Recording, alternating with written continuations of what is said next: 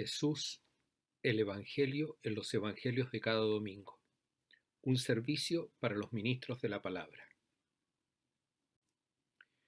En este 22º domingo del tiempo ordinario proclamamos el texto de Mateo 16, 21 al 27. Desde entonces Jesús comenzó a manifestarle a sus discípulos que debía ir a Jerusalén y padecer mucho de parte de los ancianos, los jefes de los sacerdotes y los maestros de la ley, que lo matarían, pero que resucitaría el tercer día. Entonces Pedro se lo llevó aparte y comenzó a reprenderlo, diciéndole: Dios no lo quiera, Señor, que esto jamás te ocurra. Jesús se volvió a Pedro y le dijo: Ponte detrás de mí, Satanás, eres piedra de tropiezo para mí, porque tus pensamientos no son los de Dios, sino los de los hombres. Jesús entonces dijo a sus discípulos: Si alguno quiere venir detrás de mí, niéguese a sí mismo, tome su cruz y sígame. Porque el que quiera salvar su vida la perderá, pero el que pierda su vida por mí la encontrará. Porque ¿de qué le sirve a un hombre ganar el mundo entero si arruina su vida? ¿O qué podrá dar a cambio de su vida? Cuando el Hijo del Hombre venga en la gloria de su Padre con sus ángeles, pagará a cada uno según sus obras. Les aseguro que hay algunos de los que están aquí que no morirán sin antes haber visto al Hijo del Hombre viniendo en su reino. El contexto nos ayuda a precisar los significados del texto. En Mateo 16:21 comienza una nueva y amplia unidad literaria que va de 16:21 a 28:20. Se inicia con la frase "a partir de entonces", frase idéntica a Mateo 4:17. En efecto, corresponde a dos partes distintas del Evangelio de Mateo que se inician con la misma frase. La unidad se centra en el destino sufriente de un Mesías justo y fiel, a manos del pueblo de Dios, pero a favor del pueblo de Dios. El mesianismo de Jesús no es triunfalista ni nacionalista. Se trata de un Mesías que recorre el camino de la humildad y el camino de la cruz, porque Él es fuente de vida y de misericordia. Es presencia de un Dios misericordioso para su pueblo. Por tanto, Él, el Mesías, no puede optar por el sometimiento de otros y por la violencia. El contexto literario inmediato de nuestro pasaje es 16:21 al 20:34. Esta unidad se distingue por los tres anuncios de la pasión. El tema central, lo indican los tres anuncios, es el camino doloroso del Mesías Jesús. El discípulo ahora debe seguir cargando con su cruz. Se cierra así una primera etapa de instrucción de Jesús a sus discípulos que tuvo lugar en Galilea y que giraba en torno a la enseñanza del reino, a los signos del reino que son los milagros y a una gran cantidad de gente que apreciaba y seguía a Jesús. Ahora, en esta nueva unidad literaria, se abre una nueva etapa, la centrada en Jerusalén. Es la etapa del seguimiento en medio de la persecución, del conflicto, cuando las cosas no van bien. El horizonte ahora es la cruz, es decir, la ignominia y el sufrimiento.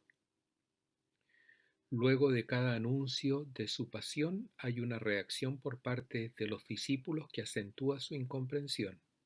En esta segunda etapa del discipulado, Pedro le pide a Jesús que no vaya a Jerusalén después del primer anuncio.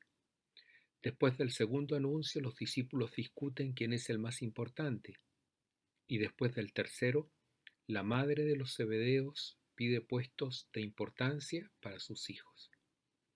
No va a ser fácil para Jesús hacerle aceptar a sus discípulos el plan de Dios y sobre todo que lo vivan, que lo sigan viviéndolo.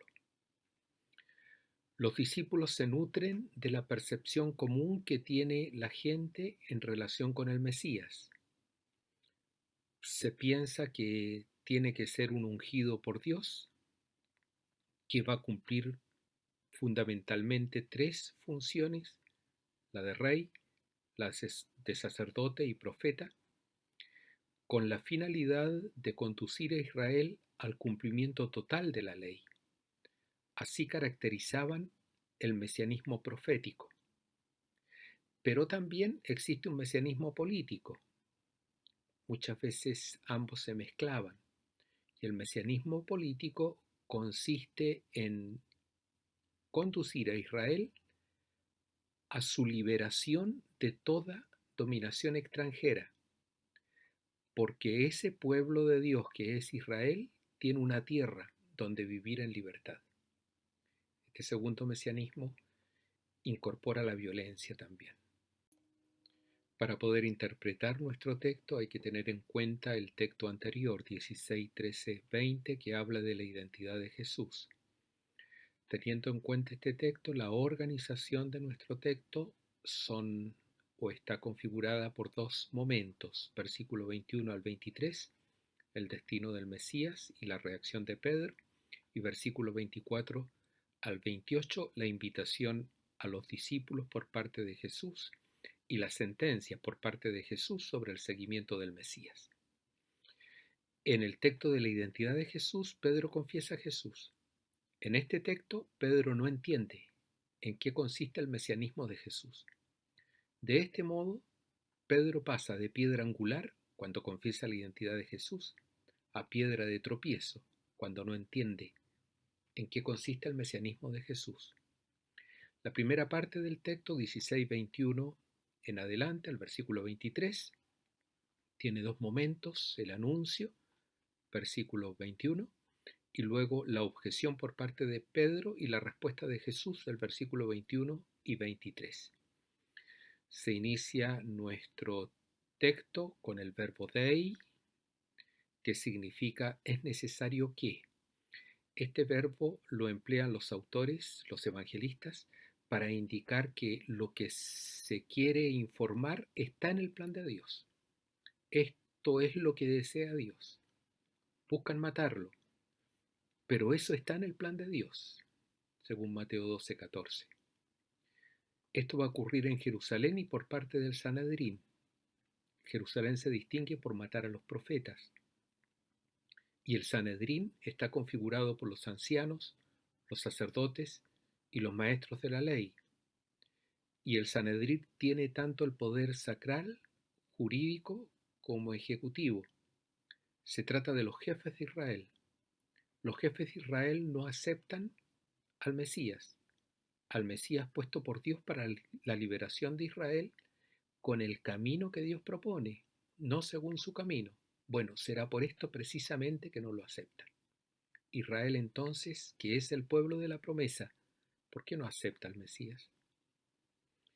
El verbo padecer en griego se dice pasjo y significa sufrir, soportar. Es el verbo que resume toda la pasión del Mesías a manos del Sanedrín, los jefes de Israel. Jesús va a resucitar al tercer día. Egeiro es el verbo griego que significa levantarse y está en una fórmula o en una forma que se llama pasivo divino. El sujeto es Dios.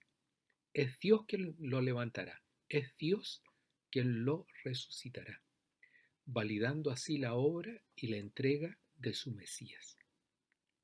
Importante el dato que resucitará al tercer día. En la tradición judía, después del tercer día, la persona está realmente muerta. En el caso de Jesús, entonces, si resucita al tercer día, significa que no revive, sino que realmente resucita, porque realmente murió. Dios socorre así al justo fiel en su prueba. Jesús le dice a Pedro: ponte detrás de mí, Satanás. Satanás es una palabra aramea hebrea que significa adversario. Ponte detrás de mí, Satanás, significa no hagas las veces del adversario. En las tentaciones, Satanás fue el adversario de Jesús. Ese puesto ahora lo está ocupando Pedro. Pedro, a ti esto no te corresponde. La figura de Pedro en Mateo es un paradigma de discipulado en la comunidad. Por un lado lo sigue, por otro lado lo niega. Ahora, en este momento, se deja llevar por la opinión común. Jesús le dice ponte detrás, no le dice retírate. La expresión griega hay que traducirla así, ponte detrás, y tiene un valor metafórico, por cuanto significa Pedro, detrás de mí, yo soy tu maestro. Tú debes volver a tu condición de discípulo, siguiendo al maestro, y no imponiéndole tu proyecto al maestro. La segunda parte del texto, del versículo 24 al 28, se distingue por tres momentos: la invitación, versículo 24, la motivación, una doble motivación, versículo 25 y 26. Las dos se inician con la partícula gar, que significa porque, y la sentencia judicial que va, o que son los versículos 27 y 28, probablemente un texto que pertenecía a otro contexto. La invitación es a ir detrás de Jesús. Esto corresponde exactamente a sígueme. Ir detrás de Jesús, sígueme. Para poder seguir a Jesús, dos condiciones: niégate a ti mismo y toma la cruz. Negarse a sí mismo significa negar el origen, negar la familia, significa desvincularse de la familia, porque Jesús ofrece otra familia, la comunidad cristiana, que tiene un pater familias, que es el Padre Celestial. Esto significa dejar una identidad para tomar otra. Y esto es tomar la cruz. Tomar la cruz significa el sufrimiento por la opción, por la renuncia a la familia, dejando una identidad para tomar otra familia, asumiendo otra identidad con otros valores. En el siglo I era un tremendo estigma. Optar por Jesús es un sufrimiento grande y un estigma enorme. Están optando por un nazareno, y de Nazaret ¿puede salir algo bueno? Dejar la familia significa relativizar la ley de Moisés, las tradiciones de Israel, por asumir lo de Jesús. Ese es el sufrimiento, ese es el estigma, eso es tomar la cruz. La motivación es doble. Por un lado, el versículo 25 nos indica que se juegan códigos y destinos diferentes de vida según sean los códigos que se asuman. Si uno asume los códigos de Jesús, aún a los que se oponen a esta vida, o asume los códigos del mundo, conforme sea la opción, los destinos son diferentes. Versículo 26 es la segunda motivación. Supongamos entonces que queremos asumir los códigos de esta vida. ¿Pero para qué? Porque al final los códigos de esta vida terminan arruinando la vida. Implícitamente entonces está la afirmación o la enseñanza de Jesús. Solo la opción por Él es lo que realmente cambia la vida. Los últimos versículos 27 y 28 hablan de la venida del Hijo del Hombre y se centran precisamente en esa expresión, Hijo del Hombre.